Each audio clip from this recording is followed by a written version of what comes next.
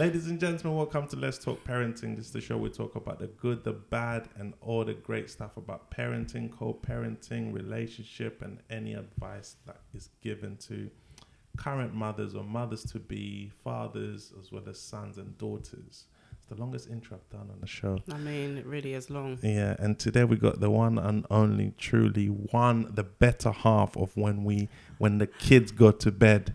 Shh. I'm telling Shells you said that.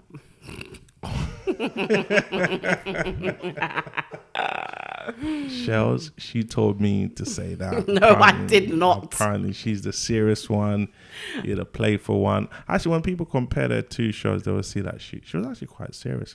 Anyway, welcome to the show. Thank you for agreeing to come on. You didn't take much convincing to come on. I mean, why would I? I've worked with you before. Yes, that's true. We have a good working relationship. They're not meant to know that I was behind the scenes. I mean, who cares? I do. Why? I don't know. Anyway, well, welcome to the show. Tell us a bit about yourself, please. I'm a thoughtful person. I'm a deep thinker. Mm-hmm. I work hard. I believe in self-progression and growth. I think it's very, very important, especially at this stage of my life. I have 3 children. I've worked in education for a very long time. I recently, about 5-6 years ago, started my own business doing eyelashes, brows, and that's been a journey, learning all of that, and now starting to teach in that as well. That's it, really. That's my work life. That's my mum life. You say at this stage of your life. What is this stage of your life? Well, I'm 37 at the moment. And this stage of my life means to me right now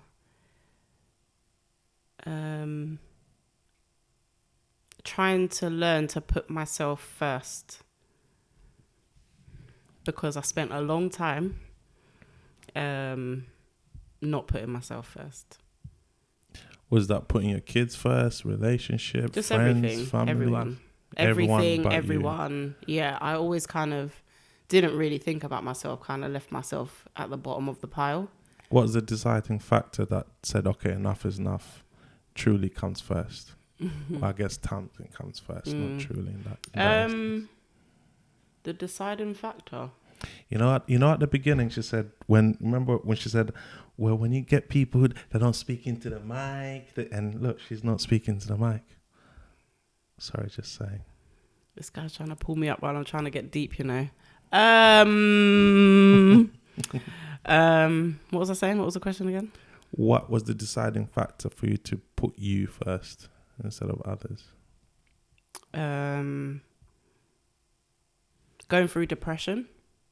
Trying to kind of get out of that, having therapy, realizing that it's okay to be an empath, it's okay to love and look after people, but to be able to pour into people, like truly, you need to have enough for yourself. You have to give yourself resources, give yourself love, give yourself time, so that you can be the best and give the best of yourself to others with boundaries. That's amazing that you can actually get to that realization, because a lot of people are unaware, especially empaths, and I believe there's bloodsuckers out there, or let's call them bloodsuckers, but they just suck your energy and they use you, and they just take, and the very second you want something from them, oh, I'm busy, or I'm this, I'm that. Yeah. I think the bigger point there is that you can realize something about yourself, you can know something to be true, but to actually be able to do the work and actually get to the stage where you can actually put in action to what you know. Because I've known for a long time, but I haven't actually I have done some work over the last, say, maybe 8 years, but now I feel like I'm really ready to make some real changes. Wow. So yeah, I'm doing it. Congratulations, and we'll definitely touch on to that more. Talk about kids. How old is your first child? 18. 18. Wow, boy or girl? Girl. Rasta, do the maths. 37, 18, take away 37, or did I say 7? 19. I was 18 when I had 18. her, and I turned 19 the month after having her. She was born on Valentine's Day. Damn. So you gave yourself a beautiful present on Valentine's Day. Love for love. Was you in a relationship at the time? Yeah. And how long was the relationship for? 4 years, 3.5 years. 3.5 years. So the baby was planned at the time? No. Okay. Just no protection. I think I got sick. I was on the pill and I got ill. You know, when you have like flu and you're vomiting and stuff like that. So I think it was around when I got ill. But you know, because if you vomit and take the pill, then you can. Then it doesn't work. Yeah. So and you wasn't aware of this at the time. I don't know if I was aware of it or I was just a bit careless at that age. But yeah, no, she wasn't planned, and it was a big shock for me. Okay, so what was it for him at the time, your partner? A shock as well. And parents? Well, I didn't tell my mum until I was 5 months pregnant. So the bump didn't come till late then? I was slimmer then. And I carry in my hips, so it kind of was disguisable with clothes as I got a little bump as it started to show. And then she found like some pregnancy documentation that I got from the hospital that they posted to the house. So I was working, and she obviously, the post came and she saw it and she was like, oh, what's that? She went mad. She didn't go, do you know what? To be fair, I didn't tell her out of fear of her reaction. But her reaction wasn't as bad as I thought it would be. So at 18, got pregnant, unplanned. What is your what's your mental state? What are you thinking? Are you excited? Are you scared? Are you definitely scared. But I was like, at the time I thought I was very grown up. Like being raised in a single parent home, I feel like children can tend to grow up a little bit faster than children that live in a 2-parent home or with more family around them. So not only was my mum a single parent, we didn't have a big family around. So I don't have an auntie or, you know, like other cousins and stuff to go to for support. So I grew up quite quickly. So I felt like I was very grown. Even though I was 18, I had like an old head on my shoulders, but I was very naive. Like looking back, I was very naive, but I didn't realize it at the time. So yeah, I was scared. But I think I was just numb more than anything else. I kind of was in denial. And then when I told my mum is when it started to feel very real. Because I was getting asked questions that I hadn't even asked myself, like, what are you going to do? Like, where are you going to live? And things like that. So... Mum was ready to kick you out. No, but she's trying to make me think, you know, as an adult, you know, you're going to bring a whole human into the world.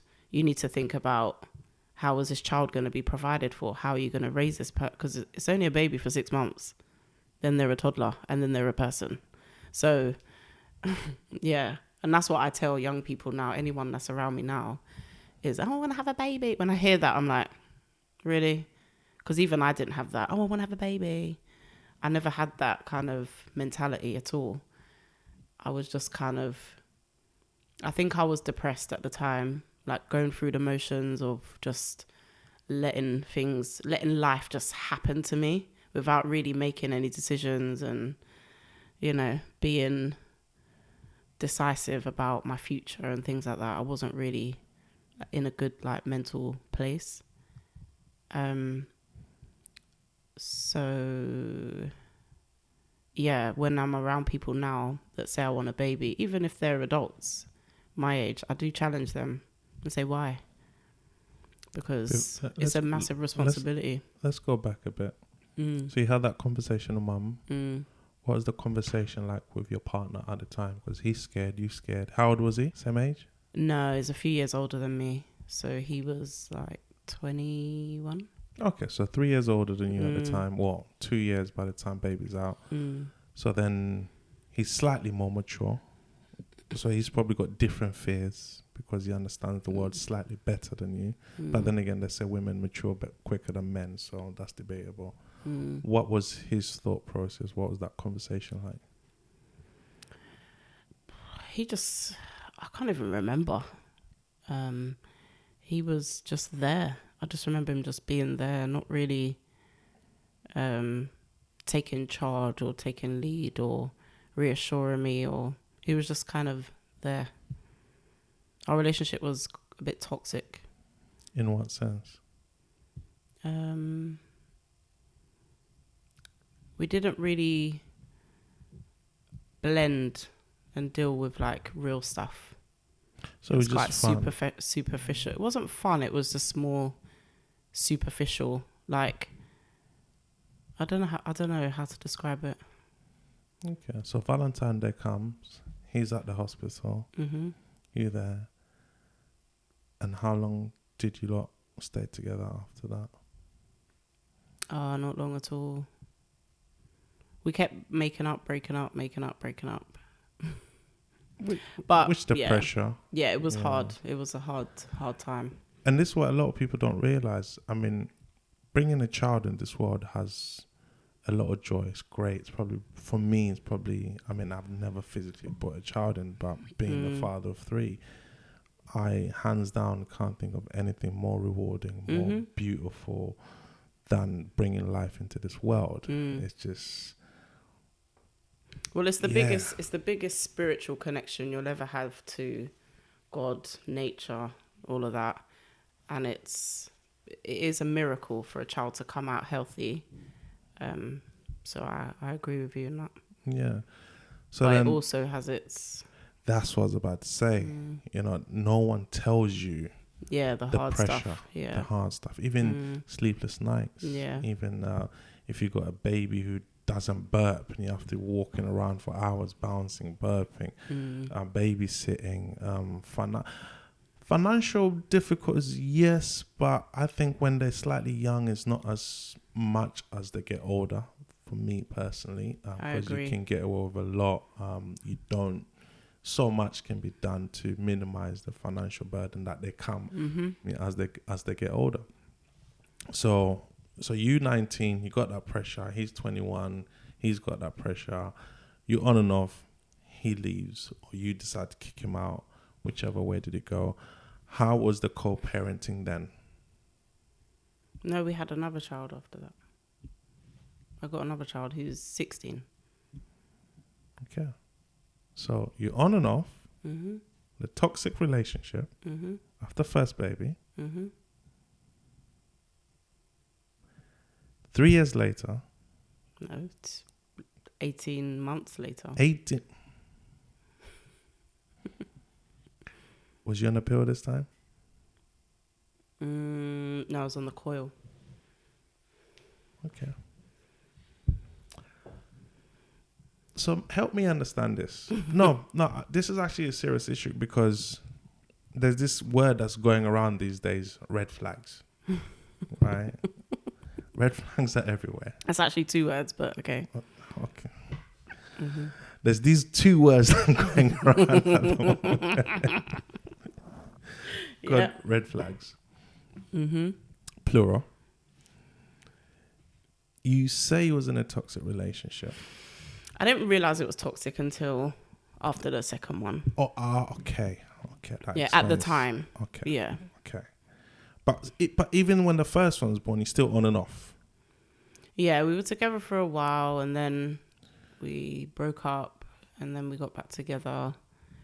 Then what decided? Because a lot of people do this. You know, we know this person is not good for us. but we still go and have a child. Or because I always say this, I said it before and I say it again. Mm-hmm. From the time you have sex with someone, whether protected, you know there's a chance that you're gonna have a baby with them. Mm-hmm. That's just a given. In your case, it proves it even more so because you was on contraception twice, right? And you still had. So why did you then decide to go and have a child? Because a lot of people do it. How looking back, what would you have done different? What advice would you give out there for the same people who are in that where you was and not realizing that the signs are everywhere? I think this comes down to personal growth and reflection and being honest with yourself about the situation that you're in, who you are, where you are mentally, emotionally, understanding the traumas that you've been through, because we've both been through quite a lot of traumas. But we really loved each other and we really wanted it to work. So I think that was more the driving force, that we're trying to force it to work rather than see all the bad. Like, we can see it, but you're trying to work through it, and we want our family to be together. We don't want to be statistics. We don't want to be separated, and, you know. So I think there was an element of that.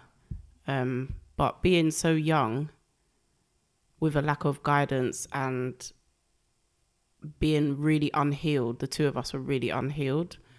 I think, like, now, if I was to give advice to somebody who was becoming a mum or was in a similar situation where you can kind of see that there's more negatives than there are positives, you have to look inward before you go like that with your finger. And that's the challenge. Oh yeah, massively, because one, human beings, we don't like change. It makes us very uncomfortable, and change might mean you're in a worse off situation than the one that you're currently in some areas of life. Another thing is, to be really honest with yourself means that you are at fault. Yes. And some people don't want to face that. A lot of people don't want to face that. So a lot of people don't want to face that. And also as well, heartbreak is hard. Rejection is hard. Dealing with becoming a single parent as well, and actually coming to terms with that is difficult for women. How did that come about for you then? What was the deciding factor? Enough is enough. One of our arguments became physical, and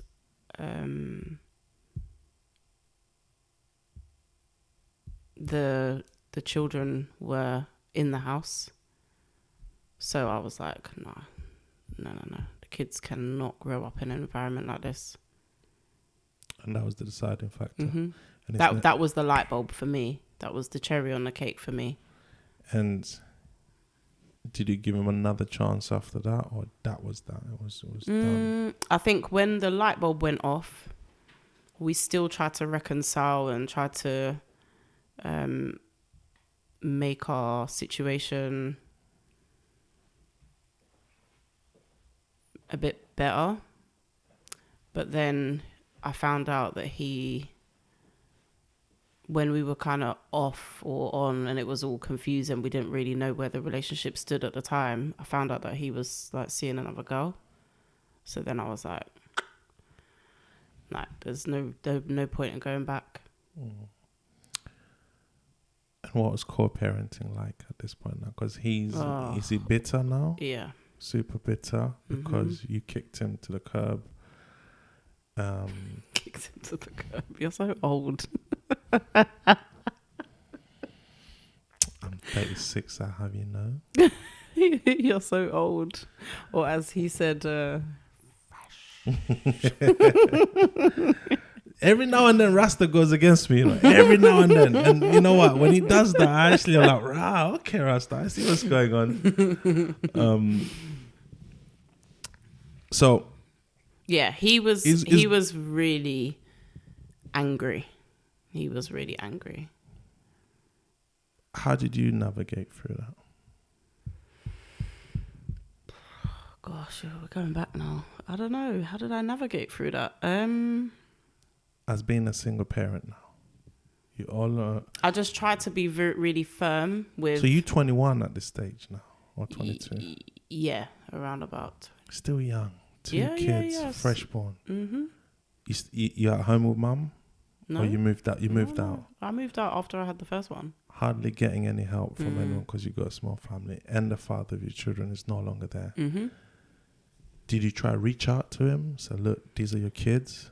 Yeah. We. So first of all, I think he was like taking them every other weekend and like still coming around.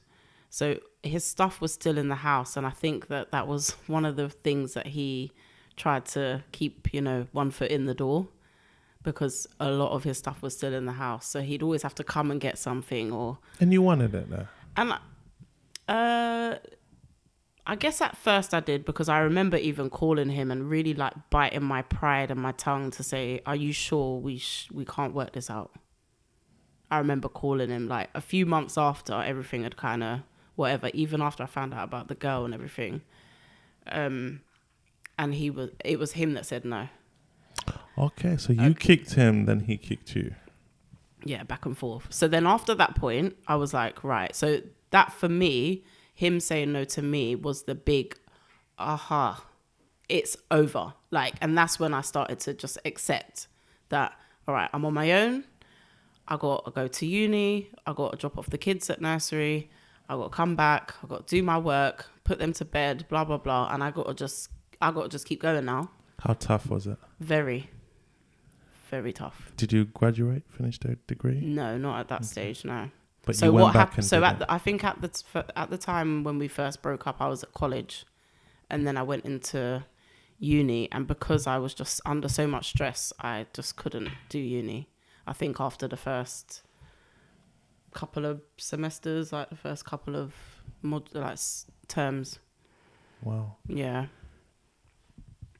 So because a lot of that came with he wouldn't come and collect them and on time, so I would not go in sometimes, and I would be behind in work, and I was just so he's doing this on purpose to hurt you.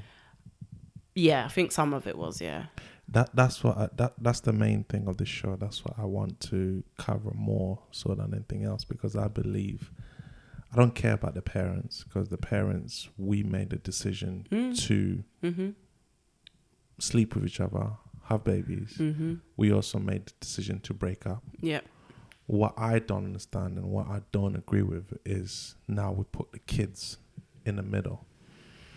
Either be the father not turning up, or the mother not allowing the father to see the kid. The kid has no idea like, what is going on here. Like, I just want to see mom. I just want to see dad. So what was that like for you? Like, you just want, what was that like? Kids to see you, I'm assuming, and now he's playing his games. What's going through your head, and what are you saying to the kids? So they're still, they're both in nursery at this point. So there's not really much to say to them in terms of explaining anything. It was more like being age appropriate, like, okay, you're going to see daddy this day or whatever. And then I think it got to a point where I just didn't really say when he was coming, because if there was ever any because I'd went through that myself as a kid. So I didn't really tell them too much unless they asked. And then when they asked, I would say, okay, I'll ask him, and then we'll work out a day, and I'd pacify them in that way. But the back and forth, I think we both were playing games at certain points. Like, I came to a point where I was like, I'm not helping you do this parenting thing. Like, I'm not your woman. I don't need to help you. When I say that, I mean, when we were together, I'd prepare everything. I would, plan things and suggest things, or drop them off and all that kind of stuff. And then it was just like, no, I'm not doing none of that. Like, if you want them, come for them. So is this the angry you now? Yeah, and this was when he got with another girl, and she started meddling. She started calling my phone, and Why? she was insecure about being in a relationship with a guy that's got 2 kids, who is not emotionally unattached yet, because we're still playing emotional games with each other. So yeah, she was like, if I'd call, oh, what time are you coming for them? Or can you send me some money? Or whatever the kid conversation would be, she's in the background making her presence known unnecessarily, all of that. And then, then she started calling or texting my phone. And at first I was ignoring it, and I was telling him, like, sort this out. And he was just like either fobbing me off or like turning it around on me, or He's probably trying, but she's not listening. And he did say that numerous times. Because like, oh, you went to pick up the kids. Yeah, and it was causing... You was there for 6 hours. Yeah, and then he started to confide in me about it. That's weird. Mm-hmm. At first. Mm-hmm. So he's not here, you here, and I thank you for admitting and saying you were both playing games. Why? Because I asked her, because a lot of women do that and a lot of men do that. And as we said, the kids are suffering. And if we can, it's just enough is enough. And I think for the parent who is at home with the kids, we are the ones who are first witness to that, to the kids being disappointed. And some parents still carry on playing the games. And a part of my frustration with the whole thing was I'm suffering, they're suffering, but you're still acting the arse. So, but by you playing the games, you're making them even suffer more. Oh yeah, I understand that. Why? Because I'm hurt. You're still continuing to try and hurt me, as far as I was concerned. You're still trying to make things difficult, or what I believe is I'm putting forward real logical solutions to issues that we might have. Say, what days you're going to see the kids, what times you're going to collect them, what the kids need, the routine that they have in place, which we all lived by once upon a time before we broke up, which you understood, which you complied with, which you was on board with, and now you've left. I don't want you to be here like 5 times a week, but just come and do what you need to do on the weekends. At least you're inviting him to come and pick up the kids. Yeah. So I'm like, but your terms. No, but it wasn't my terms. It was more make it regular. Because the sporadic, inconsistent stuff is not healthy for the kids. So when I'm trying to put that to him, I've tried it the nice way. I've tried it the text way. I've tried it, let's do with the family way. I've done it over the phone. I've done it, let's do it face to face. Let's go for a coffee. And nothing's working. But it was almost like, come and ask me for money, so I have to keep talking to you. From him. Come and ask me if I can take the kids that weekend or whatever, or come and ask me if you need to go uni that day, because I can keep having contact with you. So he just wanted contact with you, not with the kids. I think it was, I don't know, I don't want to say that was his priority, but that's what it felt like at the time. It felt like the priority was still having a pull, tug and war with me, rather than just solely focusing on the kids. And that's when you decided, you know what, I'm going to make it hard for you with the kids then. No, I didn't want to make anything hard for him. I just didn't want to make things easy for him, because I felt like if you're not trying to meet me halfway with just being consistent every other weekend with minimal money I'm asking you for, then why am I, making myself available at whenever you feel like it? You just wanted consistency. Yeah, I just wanted consistency. And I wanted consistency for years.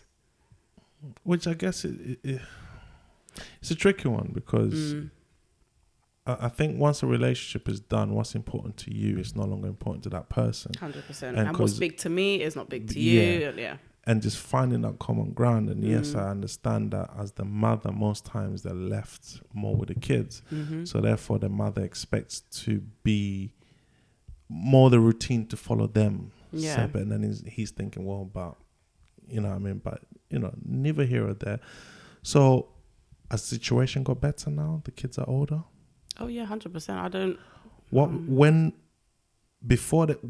was the turning point, and what did you lot do to turn it around for where the kids, himself and you, could be all in a better place? I think after the emotional attachment kind of went out of the window on his side, that's when he was more receptive to what I've been saying. So, because of all the inconsistencies and you're supposed to be coming so I can start a new job, my first day at my new job or something, and in the morning you tell me you're not coming, or I'm ringing you and you're not answering the phone, and I don't know, am I going to get to this job? Am I going to get to this exam? So it was like, you've let me down, you've let the kids down for important things, knowing that I have no support elsewhere, like family-wise and stuff. So yeah, I just... When that kind of... when I stopped relying on him, because I had to say to myself, I can't rely on this man. So when I kind of blocked away and stopped asking him for stuff, he kind of probably went through his own emotional growth and stuff for himself. And there was a period where we didn't speak for a good long while. In that period, was he seeing the kids? Not really, no. So there's been a lot of inconsistencies, but whenever we've ended up speaking again, we're always on the same page, and that we want the best for the kids. I believe so. And we want to not be arguing, and we want to not be going back and forth and doing this stupid stuff. So, you know, things would turn around and then it'd be all right for a while, and then he might let me down again or show up 5 hours late. And then I'm just like looking at him like, and then, but I'll let you in. Like, you can still take them, but now you're only taking them for 2-3 hours because they got to go to bed. Which is fair enough. You know, like, so things like that. And then when I just accepted this man's never going to be what he has the potential to be, what we've always discussed for our situation to be, he's not going to do that part. So I just got to do my part and just get on with that. And I always said to myself, and I've questioned this over the years, like, keep the door open, because your mum never kept the door open for your dad, and I know how that felt, and I understand why my mum didn't, for similar reasons of me being hurt by being let down, promised and not unpromised, and all that kind of stuff. You know, it's a very difficult decision for the parent who lives with the children to make, especially when you have that inner turmoil of of remembering what it was like as the child and not wanting your child to go through that. But at the same time, is the consistency more damaging than complete absence? And that's a decision that I was constantly toying with, like, should I, shouldn't I? But I did always kind of keep the door open. There were times when I argued and I said to him, you know, no, don't bother. If you're not going to be consistent, don't bother. And I remember one time he took that like really seriously, because I don't know, I must have blocked him on the phone, or I don't know. He must have felt that I was being really serious. So he was like, what do you mean? And yeah. What was the question again? Sorry, I always digress. That's all right. So let's touch on you, because you brought it up a few times. Growing up in a single parent home, as you said, your mum, for her reasons, no one, only she can explain them or justify them, she never kept the door open. and then you kept the door open because you know what it feels like to be on the other end. Mm-hmm. Now that you did both, and I've you've experienced both, yeah. which one would you give advice to the next person who is in a relationship with someone challenging? Would you tell them keep the door open, or would you say just leave it? When that person emotionally grows, at least the child can be... The person might never emotionally grow. Just in case. The person might not ever get to a place where you expect them to be. Though I don't think anyone can ever get to a place where you expect them to be if you are not seeing head to head. Regardless. Yeah. Whether you're in a marriage, a co-parent relationship, whatever, I don't think a person, what you might see in somebody, potential, or where you would like them to be, have expectations for them to get to, whatever, a person might never do that. Yeah. In this lifetime. You might never witness that. And this is why it's really important to focus on yourself rather than what they are or aren't doing. And I like a woman did write into our DMs recently, and she asked, what would you do? And I just said to her, this is my experience. And I said something along the lines of, I've always likened my children, my co-parenting situation with their father, to a woman who raises her children and her husband is in the military and goes away for long periods of time and then comes back for a short while and goes away again and comes back and goes away again. Wow. And the reason I say that is because a child, regardless of whatever age they go through, no matter how long they haven't seen their dad, they long for that relationship, and they will always long for that relationship. Into adulthood. I'm 37 and I still long for that relationship. Even though I've gone through therapy, I've reached out to him, been rejected again and again, I've closed the door now and accepted the situation, my heart is still broken. My heart still longs for that relationship. So I always liken it to that military situation, because those children, although they have the stability to know that, oh, my mum and dad are married, we might know when he's coming back, we can prepare for it, we can do a welcome home dad party, so we can have all the positives to it, they still have a period of time where they don't see their father. And that in itself is challenging. It's lonely. It's, I want my dad. And those children might have behavioral issues because they don't see their dad. They just have the mum in the home. Do you know what I mean? So this is kind of what I said to this lady who wrote into us. And this is what I say to anyone that would ask. Your child is never not going to want their dad. So unless he's abusive, unless he's a danger, inconsistent, flawed, not a very nice boyfriend to you or husband to you, doesn't mean that he is not a good dad or can't be a good dad.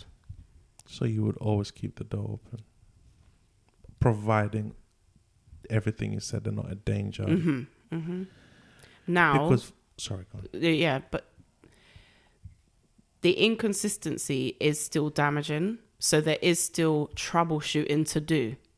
So although you might keep the door open, there still has to be boundaries put in place. So, for example, don't call at 11 o'clock at night. Don't answer the phone. Yeah? If you want to make arrangements, make them in the daytime. Like little things like that is what I mean. Or if the children are old enough to have their own phones and have their own connection with them, have those same conversations with them. Make sure that they have support elsewhere, whether that be family members, other males in the home or other male members, or therapy or whatever. Make sure that your children are aware that even though you're going to accept this person, your father, with all their shortcomings, this is how I'm raising you, and this is why. And this is how you can protect yourself in that situation. When they get to a certain age, when you can have those conversations with them. Wow. How long was you a single mum for?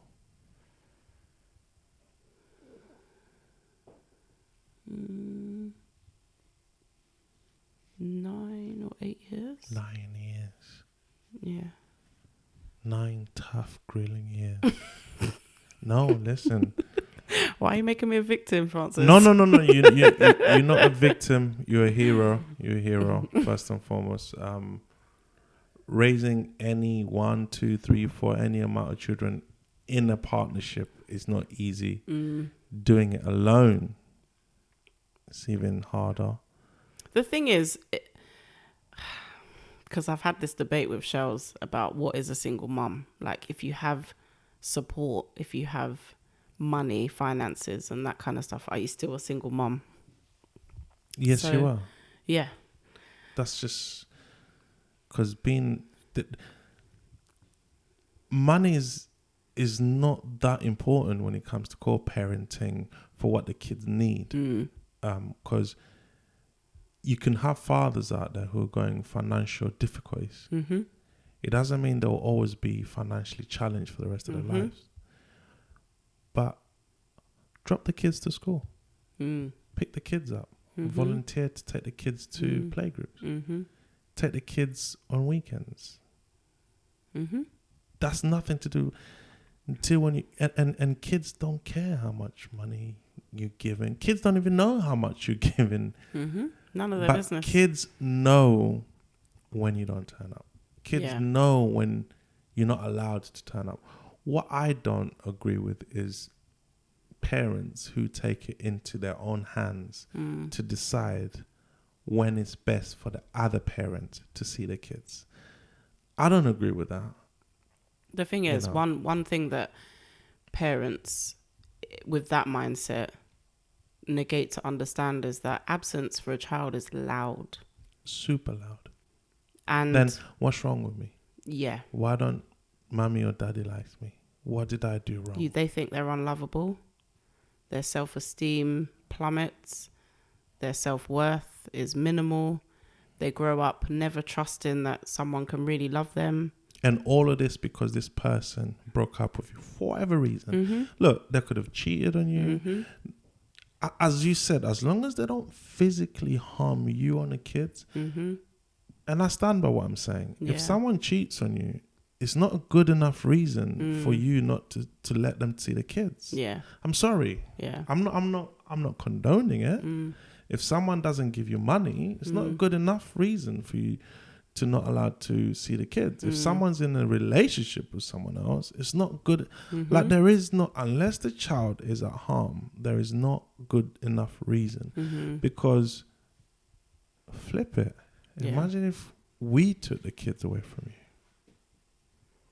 you. You know? So that I don't condone. That I don't like. So 9 years go by, you find yourself another partner, or he finds you, whichever way. He found me. He found you. How long was you together before you decided to have a child? 2.5 years. 2.5 years. Baby planned? So we said that we wanted to have a child. I think he just came a little bit before we wanted him to come. Was you on protection? Yeah. Okay. So protection don't work for you. Go Listen, get your money back. I am very fertile. Okay. Before we move on to the second child, the first father of your children, where is he from? Why? No, we just got this tally we do, but you have to answer that question before we tell you. Why though? We found that certain men from a certain background are prolific at not being present in the kids' lives at the beginning stages. What, like Caribbean versus African? No, on, no. Francis. Where is he from? Where is he from? He's from Uganda. Okay. That's the first time we have a Ugandan on the show. It's normally the Yardies. The Yardies are doing terrible. Yeah, the Yardies are doing terrible. Yeah, but not all Jamaicans are Yardies. Just saying. I learnt on the show from a friend of yours, Reams, that there's a difference between a Jamaican and a Yardie. Good. I thought they were the ones, that they were just one. Apparently there's a difference. And the Yardies, they don't like me at the moment. The Yardies do not like me at the moment. Okay, so he's from Uganda. So he's, well, that's and your current partner's from? Your West Indies. Which part? His mum is Guyanese and Jamaican. Okay. So, yeah, he's Guyanese and Jamaican. It's not Yardie. No. Okay, fair enough. But he's a good dad? Yeah. Obviously, you're still together. And you are in a better place. You're more mature. You inform decisions. What is it like for the siblings? Because they know they got different dads. No, but I'm assuming now that the elders, that the dad is okay. He comes in their life. Okay, so there's no issues then. So what is there any challenge co-parenting with your ex and your current partner, or everything runs smooth, no issues there? No, they met pretty soon. Maybe a year or so in, when I got, okay, we're serious now, and he's met the children, and we've decided to go forward with our relationship. They met, and yeah, when he comes to pick up the kids, they have a little chat, and they'll everything's amicable. We drop him to the station when he's going sometimes, and yeah, it's all good. So they go on like that? Yeah. That's amazing. Well, they're amicable and can have a laugh. Yeah.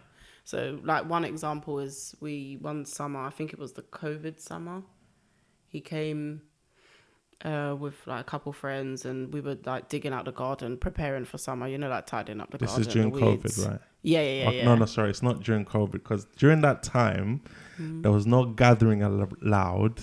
So this was not during. Carrying the story, but after COVID. There you go. After COVID, yes. I'm talking about that time. I don't know. There was after COVID. Yeah, whatever. There was one lockdown, and there was space, and we was all right. After all the lockdowns. Right. After all the lockdowns, around COVID time, like I said originally, we got together, and we were sorting out the garden. We were sorting out the garden, and yeah,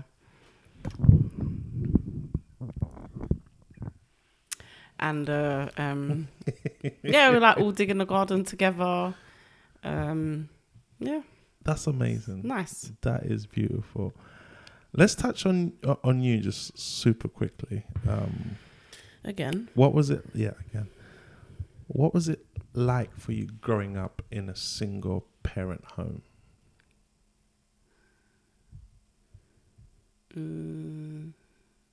Did you miss dad? Obviously, you explained, but yeah, lonely. Did you know you missed dad? Did you? How deep was the impact? As a young child, I was pretty happy. As I became a preteen, teenager, that's when I became angry and withdrawn, and quite sad, I guess, as a kid. So I just was rebellious and didn't want to be at home, and just, I don't know, just withdrawn, really. But I was sad. Because I think parents are unaware the damage, like that, the deep rooted damage they do. And it's my belief that if we can highlight that,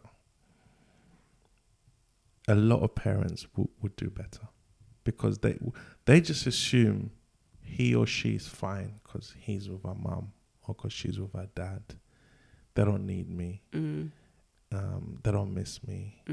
I phone in or I messaged, and they don't know. And we've got a lot of angry kids growing up without guidance. Someone like you said, you're always yearning for that love. And a mother can't explain why dad's here. A father can't explain why mum's not here. Even if you explain, or they can, but they don't. It doesn't make sense. It doesn't register to a child. That's what I mean. A child has no real concept of, okay, so you're arguing, so what? What's that got to do with me? Yeah. So then that is why children internalize the lack of presence, the lack of love, the lack of giving, the lack of communication and conversation and quality time spent. They internalize that absence as, oh, it's me. What message would you have for absent parents? Male or female? It's never too late. And depending on the age of the child, if wanting to reconcile with them, you may find some challenges. You may find some challenging behavior. You may face a bit of rejection from the child because they may be angry. So there was a time when, for example, my dad came back into my life. My mum, he was working close to where we lived. We'd moved house, say, a couple of years before. And he was working like literally a 5-minute walk away from my house. And one day my mum bumped into him and then brought him round to the house and was like, oh, your dad's here. And I just looked at him from the top of the stairs and was like, and just walked off. Because I feel like, one, my mum didn't really think about how that might affect me. Just him just turning up out of nowhere. So I was very underprepared and overwhelmed with like, what am I supposed to do with that?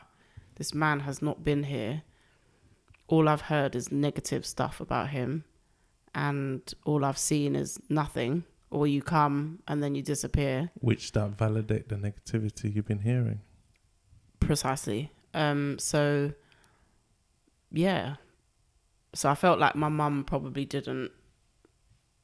I guess she probably just wanted to reconnect us, knowing that I was so sad and in that place, but didn't really think about, let me prepare her for this and actually arrange this. And probably partly because she knew what he's like, and if we arranged it, he might magnify it in his head and not turn up.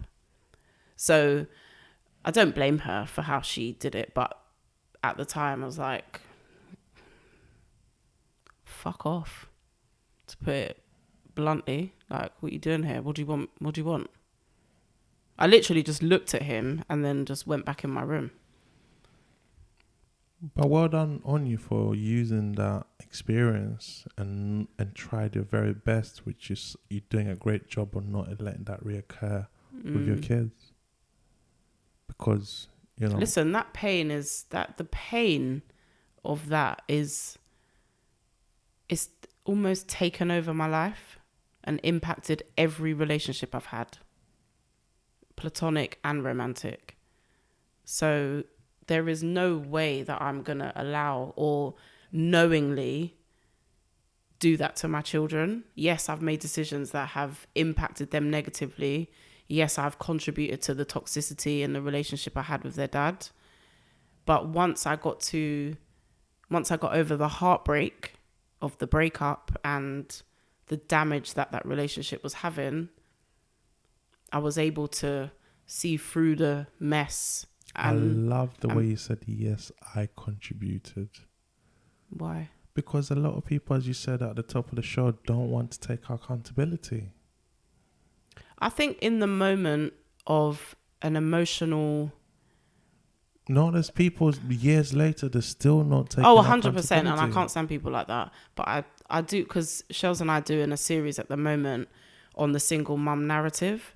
And the reason we're doing that is because there are so many mums out there that stay stuck in that place of, I'm hurt, And it's okay to be hurt.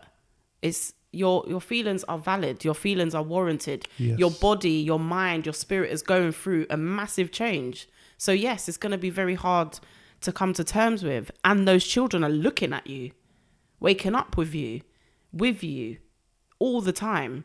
So going through that, you don't get that space to deal with this heartbreak and this change and this massive thing.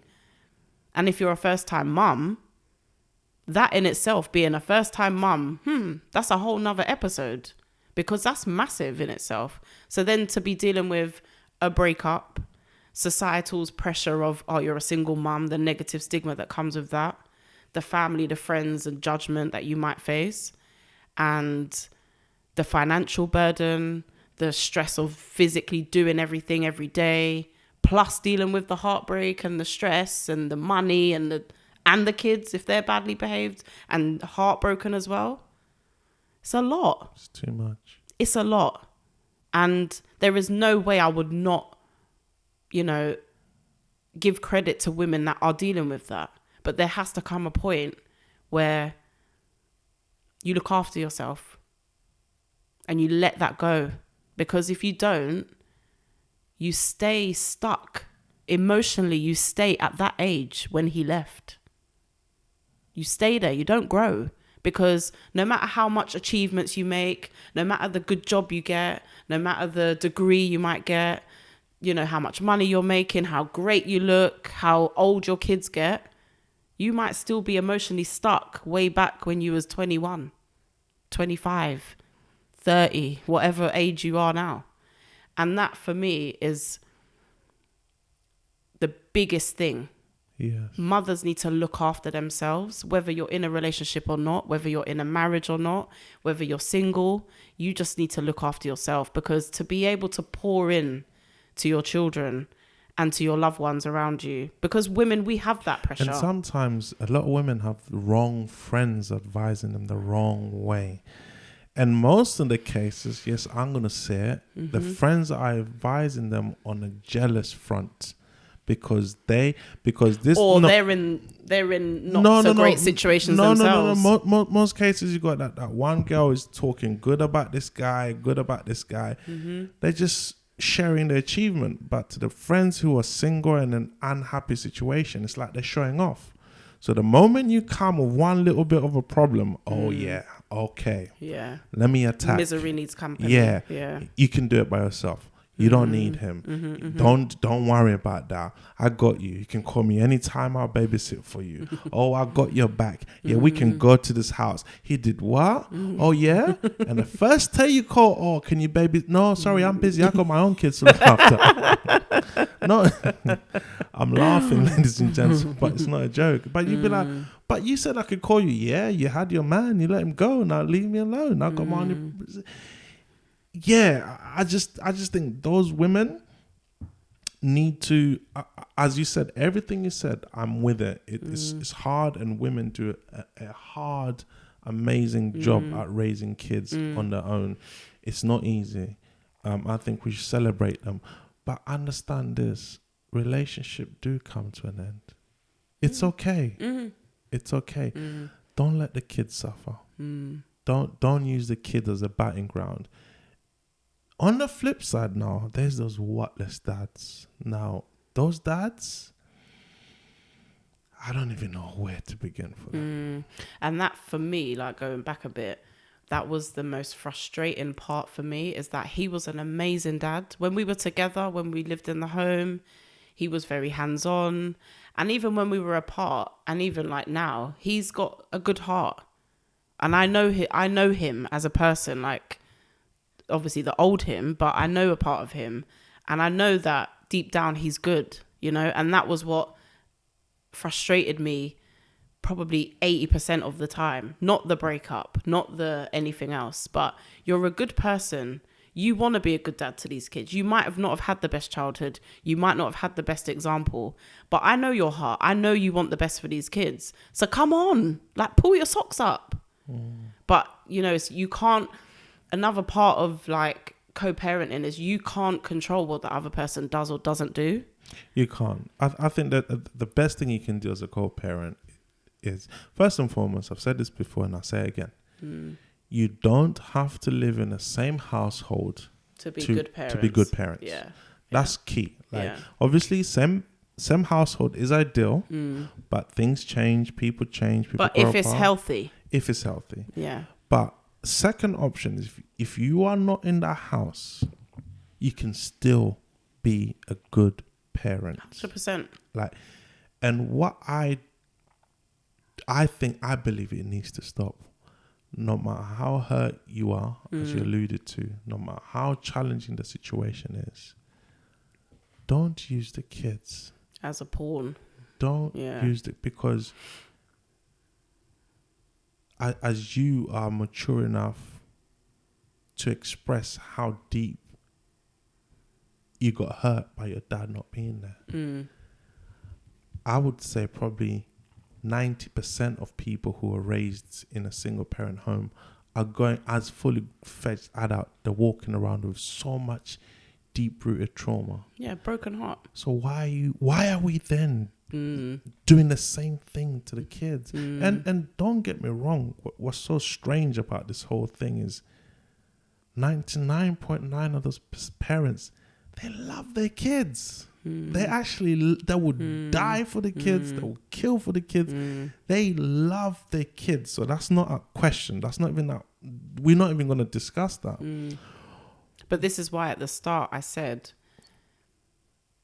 it's really important to do work on yourself. Yes. Because at every stage of your life, you're growing, right? Yes. But at every stage of your life, there's a new challenge, there's a new wall, there's a new thing to overcome. Once you get over one big thing, now your brain has space for the next thing. So you're working again. Life is work. Hard emotional work, mental work, physical work, spiritual work. Right.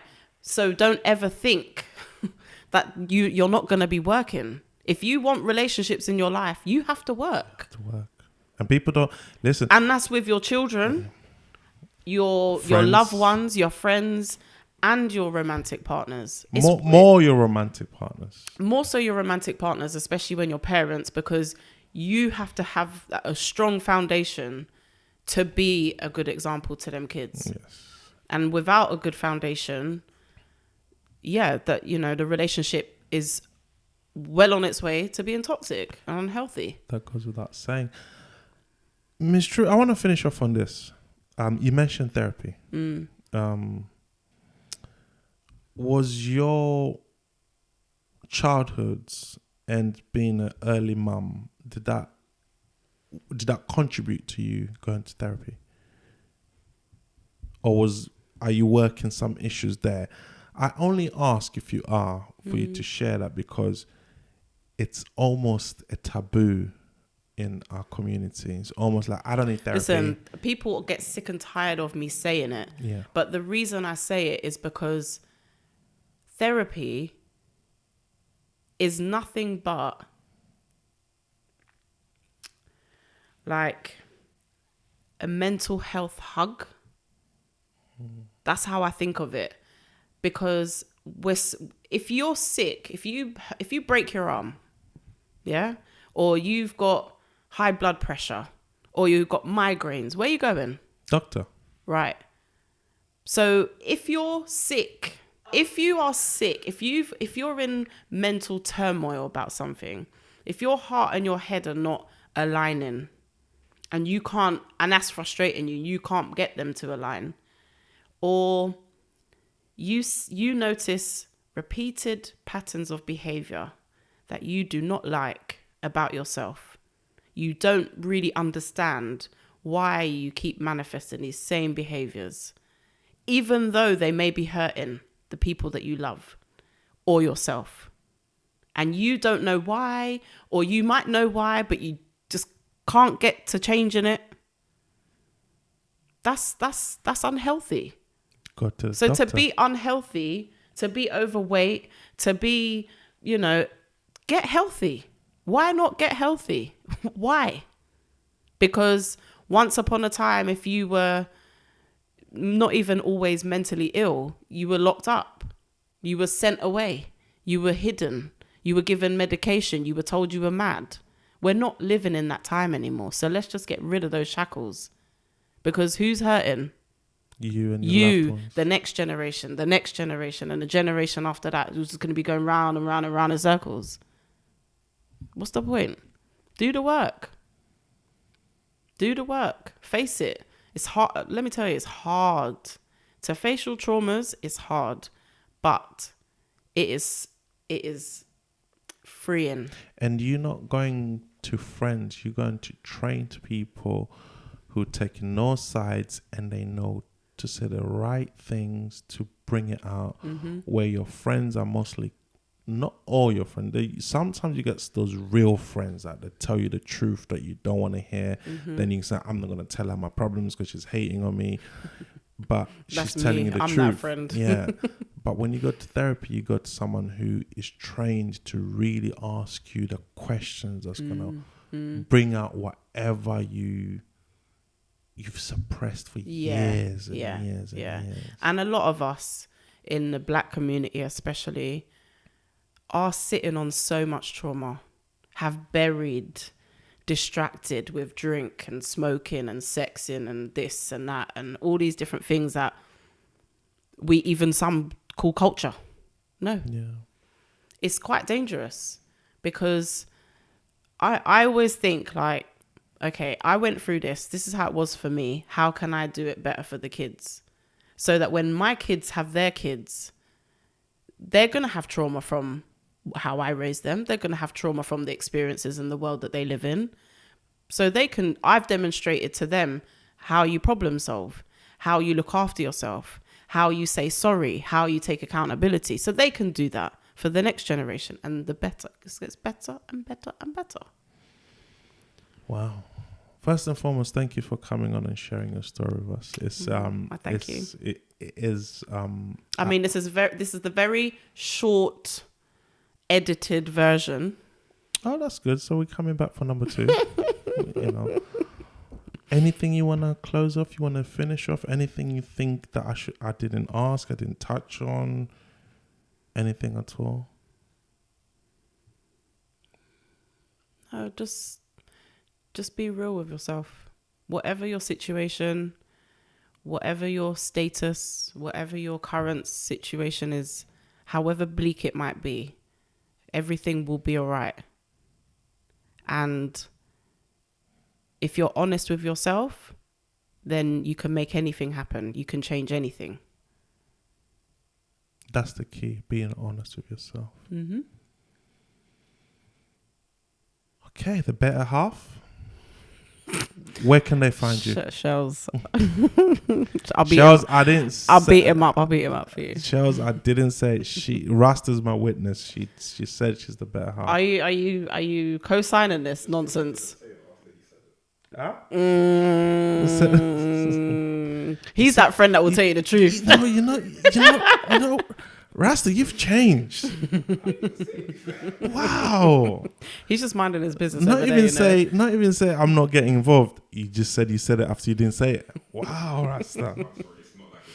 You see what I mean? He's not stopping. I mean, they're probably all thinking it, Francis. Yeah, you laugh. Where can they find you? You can find me at London Girls Talk on Instagram, at When the Kids Go to Bed on Instagram and YouTube. Anything else? What's coming up? What's in the pipe work? So we're doing at the moment a single mum's narrative. We're speaking from our experiences, those close to us' experiences, and we're dissecting every area of being a single mum. Although it's called single mum, can single dads come on? Or is it So just right now we're focusing on the single mums because out of all the single parents, 90% of them are mothers. So we're leaving out the 10%. We're not leaving them out. We're just focusing in on something at the moment. So it's easier to focus on the 10% because there's less of them. This guy. We've had a lot of male guests on thus far. And we just want to hone in on one particular niche at the moment because that's where we get a lot of traction, and that's where we get a lot of DMs asking advice and questions. So when a dad finally gets up the courage to come to you and you turn them down? Never. Okay, so dads can come then. Dads can apply to be on with us, and in a future date we will give them opportunity. Just not yet. Just not at the moment while we're So focusing on one thing. So if we was to have 90% dads and 10% mothers, we'd focus on the dads. So it's all about the percentage then. No, it's not about the percentage, Francis.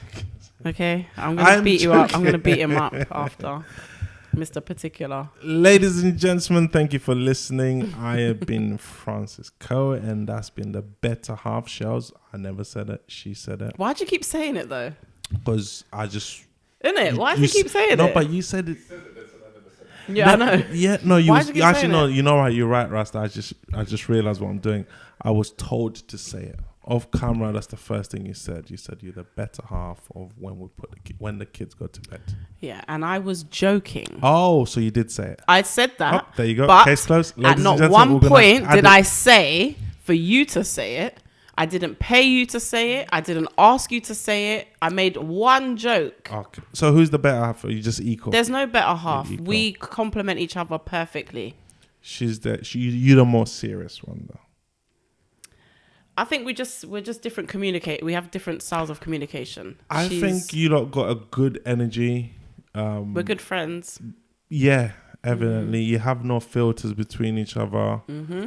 You tell each other the truth. Mm-hmm. Exactly. You annoy each other on the show, which is great. Mm-hmm. And then you just talk it out. Just like real friends. Yeah, exactly. And please do tune in. The show is very entertaining. It's very nice. It's very real.